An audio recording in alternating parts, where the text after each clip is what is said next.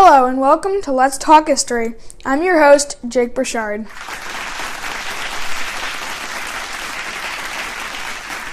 Today we're going to talk about the American Revolution, and we'll be joined by our guest, General Cornwallis.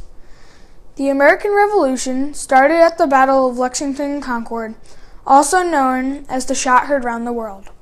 This shot started a war between Britain and the colonies. There was tension between the two because the colonies wanted to be free from Britain's taxation laws. It was a long war that lasted 12 years and lost countless lives. In the end, Britain surrendered and the colonies gained their freedom. Tonight, General Cornwallis will join us. He was the British general who surrendered to the colonies at the Battle of Yorktown, which was the major battle of the American Revolution. Good morning, General. I'm glad you can join us today. Can you tell me a little about yourself and how you entered the military? Hello, Jake. I'm happy to be here on your show. I was born to a wealthy family in England, and I was educated at Cambridge University. I joined the Army in 1757 and played a part in the 7 Years' War. In the Army, people started noticing my hard work and gave me the rank of general. I was also a member of the House of Lords. There are two houses in British Parliament, the House of Commons and the House of Lords. I was appointed by the King, and that's why I'm in the House of Lords. Thank you, General. You played an important role in the American Revolution. Please tell us your role in the Battle of Brandywine.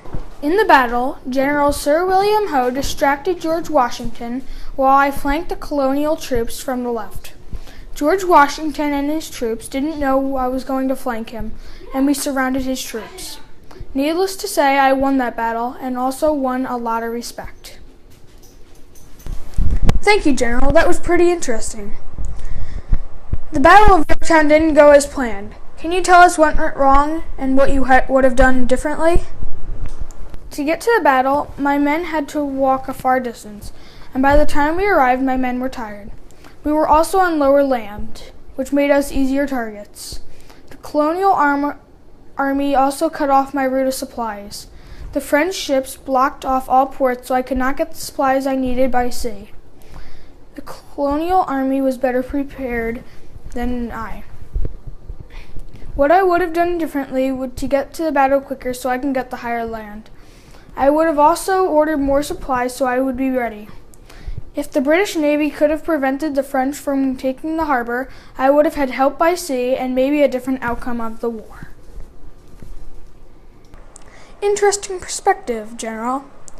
Now that the battle is over, what are your plans? After the war, I have plans to rest a while at England. I heard the King talking about a war in India. I also heard that I was going to be made Knight Companion of the Most Noble Order of the Garter in 1786. I will go to India and help my country and King George. Thank you, General, for your time here tonight. See you next time on Let's Talk History.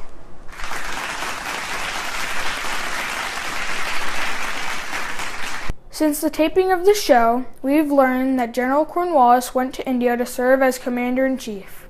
He was responsible for overseeing British rule throughout India. We also learned that, unfortunately, General Cornwallis has died of a high fever.